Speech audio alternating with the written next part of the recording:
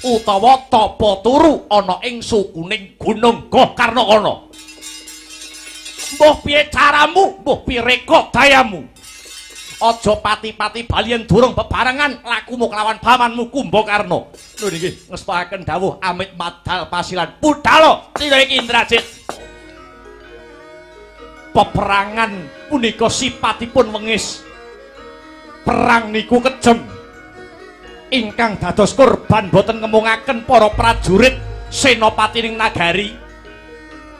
Ananging para kawula alit ingkang boten mangertos kintang kimpuling lelakon inggih tumut dados korban wengising peperangan lan ingkang handadosaken perang gegempuran menika awit paduka Kanjeng Rama wanuh wani hanyidra utawi nyolong garwanipun Prabu Rama Wijaya nur inggih pun Rekyan Dewi Sinta. Lah Kanjeng Rama supados saged dipun sigeg peperangan menika, supados peperangan menika saged mandheg, sumangga diwaji kula aturi mangsulaken mbalekke Rekyan Sinta dhateng astanipun Prabu Rama Wijaya. Piye cangkemmu palenana?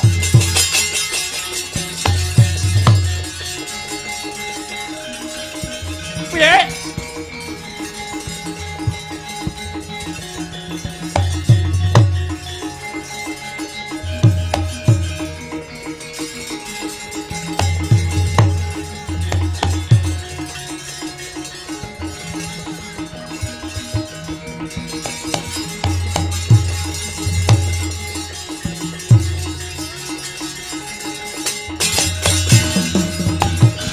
sumangkahang grosro sumbar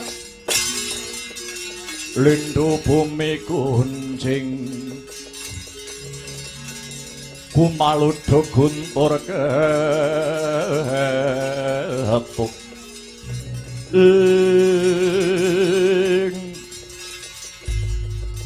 ana paribasan yen wani aja wedi-wedi, yen wedi aja wani-wani. Kowe ngerti apa ora tembung kuwi? Anggepmu apa mulang karo aku? Pinter kowe timbang Dasamuka. Iya. Yen pinter kowe sing dadi ratu dapurmu, ngerti ora? Kowe bayi wingi sore mejang kaya dalang nuturi kaya kiai. Ngaten Dewaji, awit wonten paribasan ora sah kakek nganggo paribasan cangkemmu. Kowe kari manut karo bapakmu. Apa butuhmu tak cukupi? Apa ora ngerti yen bapakmu ki ratu berbudi bawa laksana, dasare berbondo ya berbandu. Berbondo sugih Raja Brana, berbandu sugih ing Wadyabala. Dasamuka ratu sing nduk deng samaladeng sekti Mandrakuna kena ing lara tan kena ing pati. Merga anggaduh aji Pancasanya kupingmu rungokno iblis. Karo wong tuwa malah mejang. Ora tau menakne wong tuwa. Kowe wiwit cilik tak gedhekke. Ning bareng gedhe kowe ora tau menakne karo wong tuwa. Kula sampun nate menakne jenengan. Kapan kowe menakne aku? Nalika kula tesih teng jero weteng sampeyan apa mboten enak terus. Cangkemmu ya. Nyuwun sewu. Nyuwun sewu. Rekyan Sinta niku umure niku sak anak jenengan. Rekyan Sinta niku umure sak putra jenengan, tegesipun kacek umuripun menika tebih kacek umure menika adoh kalian paduka Rama Prabu Dasamuka. Loh, wong tuwa kaya aku entuk bocah nom padha karo entuk jamu, ngerti ora kowe? Raimu no. Tur upama aku kelakon rabi karo Rekyan Sinta, Dasamuka ora bakal dadi rasanane tangga teparo. Lho, sababipun tuwek sing lanang timbang sing wedok. Merga kadang kala sing dadi rasanan ki yen luwih tuwek sing wedok timbang sing lanang. Napa wonten ana? Nggonku kono ana. Joko umur 18 tahun, rabi karo Rondo tuwek umur 70 tahun. Bareng rabi tenan dalah dadi gegeran karo tangga teparo. Lho, gegeranipun sebabipun napa Kanjeng Rama? Pas malam pertama Joko mau suarane krungu karo tangga teparo. Suaranipun kados pundi? Jokone mau muni karo Rondo umur 70 tahun mau. Muninipun kados pundi? Lho, Mah kok seret ngono. Lah kok Rondo tuwek mau nyauri, Rondo 70 tahun. Rondone nyauri pripun? Ya seret to le wong ki ketut sak jarike kok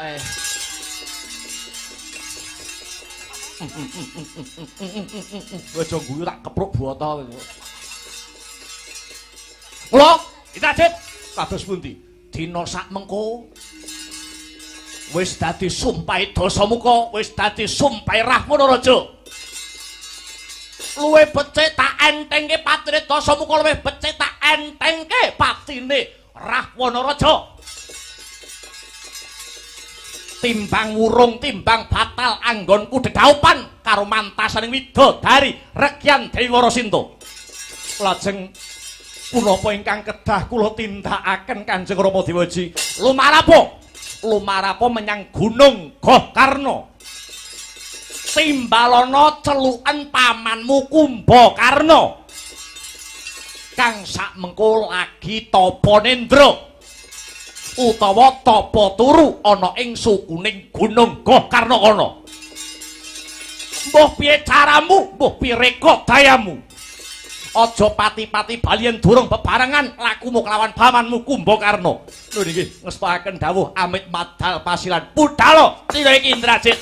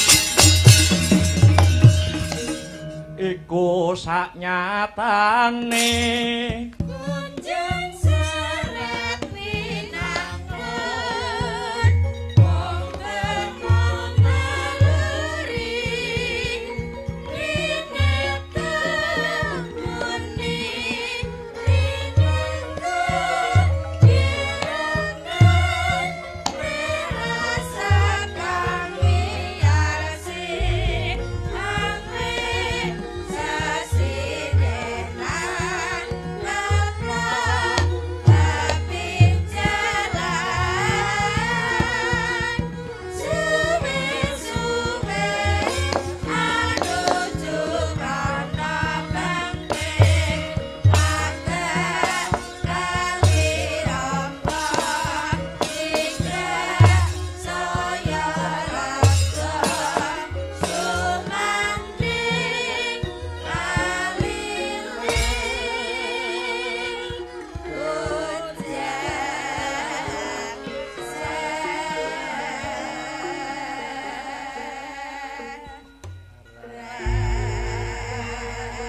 Palugon laguning lekas lo kita linut tinggi tung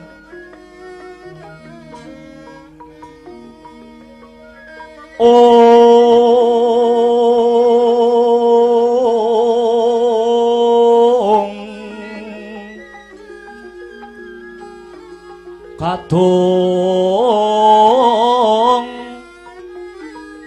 kadereng among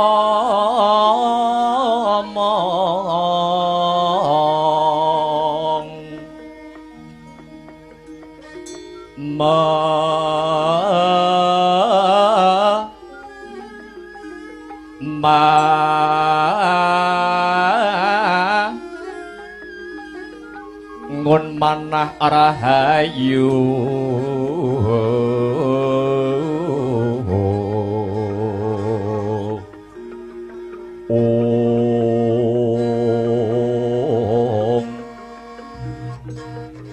hayu ana tan agolong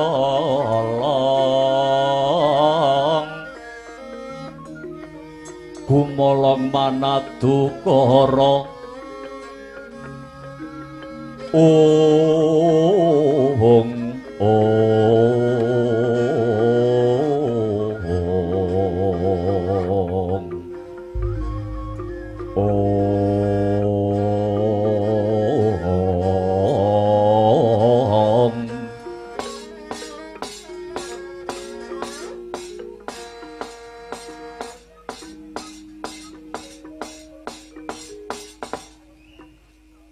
Paman nyuwun pangapunten. Nyuwun pangapunten ingkang ageng paman. Ripalenggan sakmangke ing putra kula Penindrajit Megananda ingkang lemah bengkah nyela-nyela sowan ngarsanipun paman Kumbakarna. Awit awrat nampi perintah saking Rama Prabu Dasamuka. Bimrih hanjugaraken paduka paman ingkang nembe tapa nendra. Paman kawuningono bilih dinten sakmangke sampun dumadi peperangan ingkang ageng paman. Ing antawisipun wadyabala ing nagari Ngalengka lumawan tanding wadyabalanipun Sri Rama Wijaya. Kathah kurban bebanten ing peperangan. Dinten sakmangke paduka paman Kumbakarna dipun aturi seba wonten ngarsanipun Kanjeng Rama Dewaji dhateng Stinggil negari Ngalengka paman. Paman kula aturi wungu paman. Paman Kumbakarna kula aturi wungu saking nendra paman. Dinten sakmangke paduka paman kinen ngadhep wonten ngarsanipun Kanjeng Rama Dewaji sareng sak lampah kula. Paman wungu paman. Paman tangi paman. Paman tangi paman. Turu kok kaya wong mudar. Paman. Paman. Paman kula aturi wungu saking nendra paman. Tangi paman Kumbakarna. Permara reh mangosamya ngambrang pati karonaning kaswasiring marga hamalakung risang kanta matrat maca lengleng lalu manguladi surya mangrang sang wayah surya mangrang sang wayah Omyos amara wayahan poho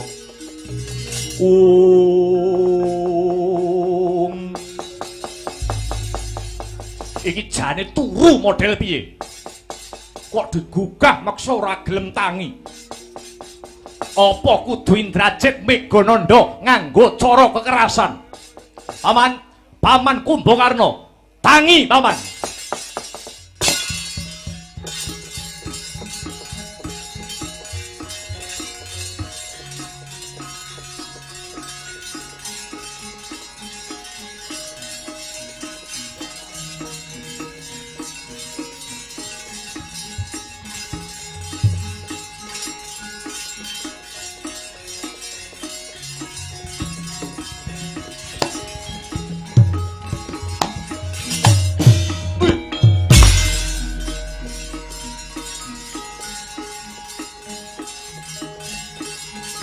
Paman.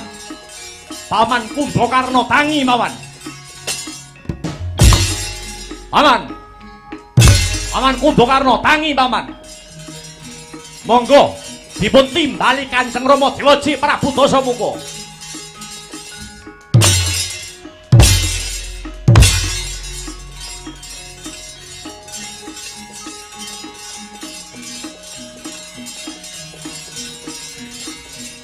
Paman tangi mawon.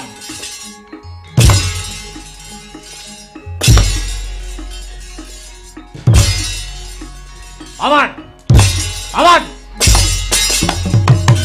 Pak. Paman.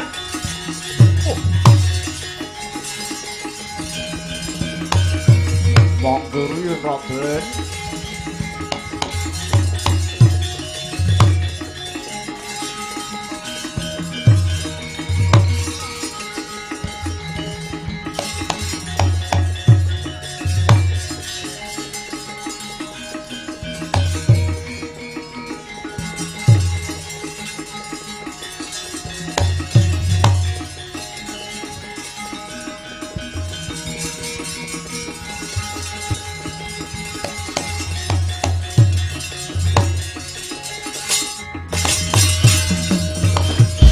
Agyatare sangga pirang ngurinanggul ginembit kembit do sangratnaning bawana ing edan gok Indrajit nganti kentekan akal anggone nggugah Paman Kumbakarna aku kudu nganggo cara sing kepiye ing atase tak gugah nganggo gaman nganggo sanjata parandene karo Paman Kumbakarna babar blas ora ginawe rasa kok piye lung piye mbok ora ngerti aku mbok kowe kuwi melu usul mbok kowe iki melu urun rembug aku ya ora tau usul kok Kang pokoke kancane ngalor aku ya ngalor, kancane ngidul aku ya ngidul. Rombongane mangkat aku ya melu mangkat, Kang. Oh ngono. Rombongane Mase ya melu, rombongane adike ya melu.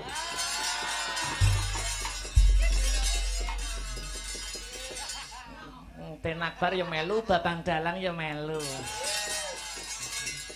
Sing penting uang masuk, Kang.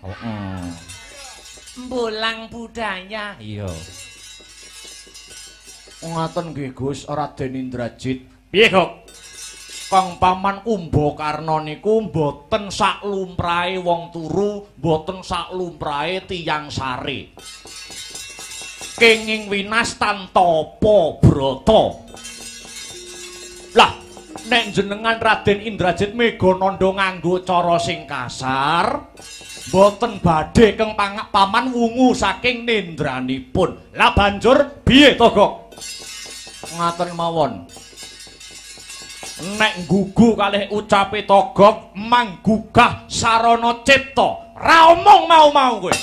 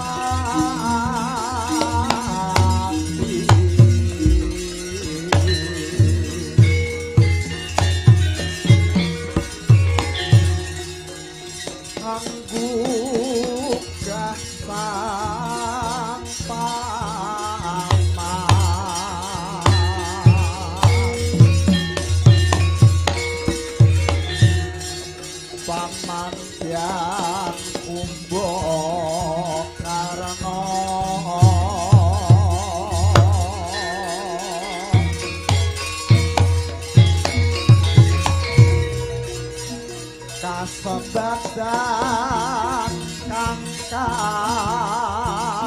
esti yo bungu netro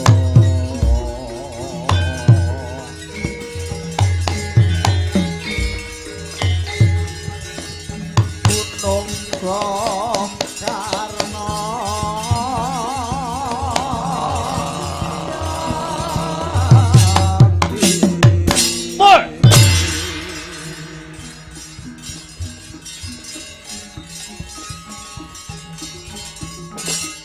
Indrajit. Oh, paman.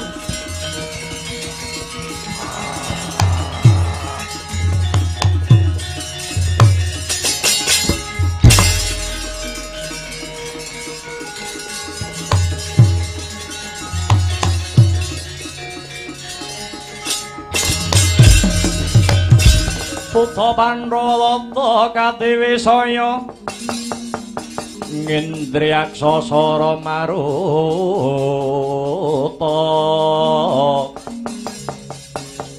Pawana Margana wong samirana lan warayang Pancabayu wisikan pagulingan limo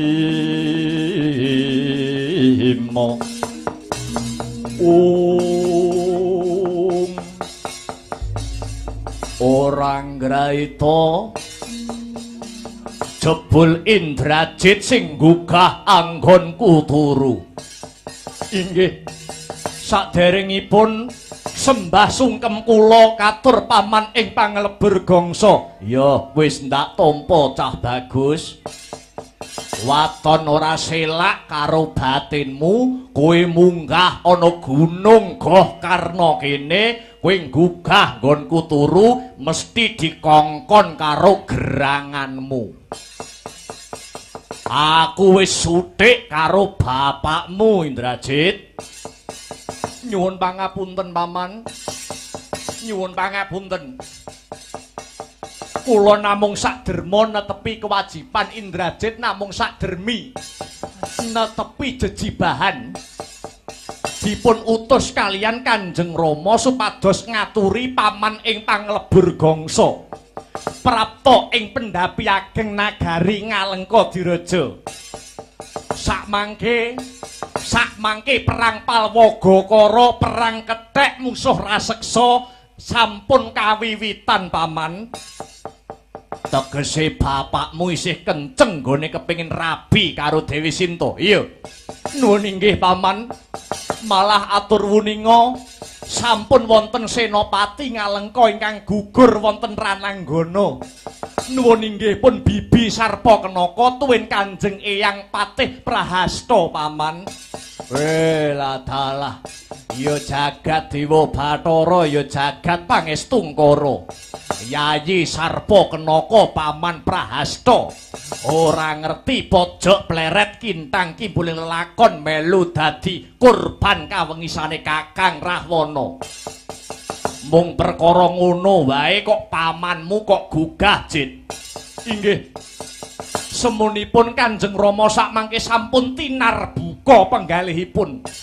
malah panjenenganipun paring dawuh menawi mangke paman Kumbakarna kersa rawuh wonten ing Ngalengka Kanjeng Rama badhe mundhut seserepan sarta pamanggih egoh pratikel saking paman Kumbakarna mrih saenipun Kanjeng Paman lan janjinipun Kanjeng Rama sedaya dawuh pangandikanipun paman Kumbakarna mangke badhe dipun tampi kalian Kanjeng Rama apa kena tak gugu omonganmu Indrajit inggih menawi Indrajit goroh gulu kula ingkang kula totohaken yo yen tak timbang-timbang iki isih ana wektu kanggo dandani bobroke Kakang Dasamuka yen pancen Kakang Dasamuka tinarbuka kang dadi nalare weruh sing dadi kautaman.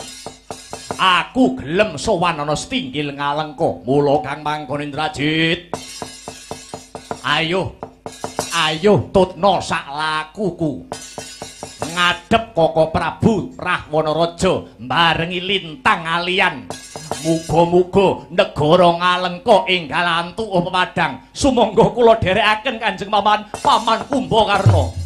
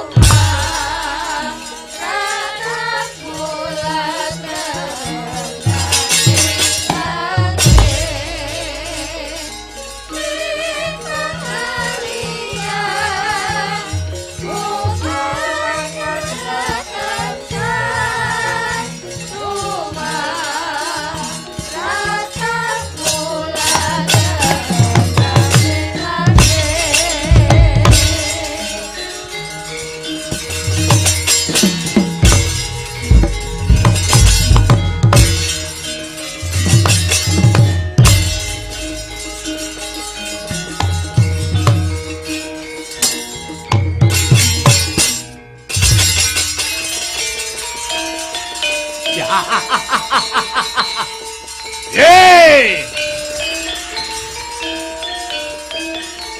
Say! Oh! Kapan nyoto saya tidak tangkap purba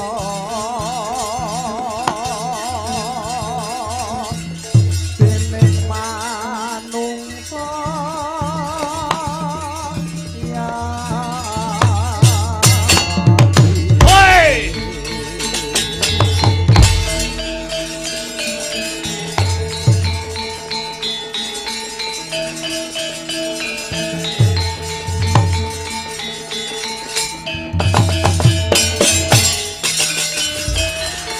Sinto!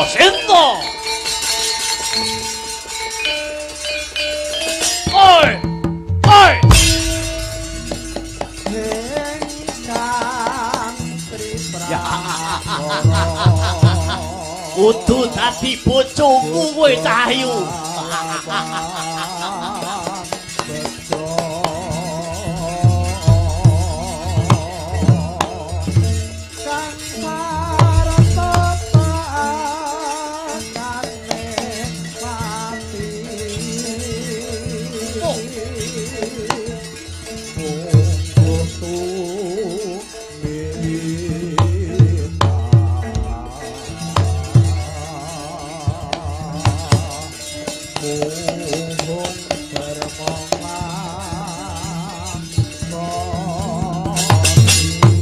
Woi! Ah!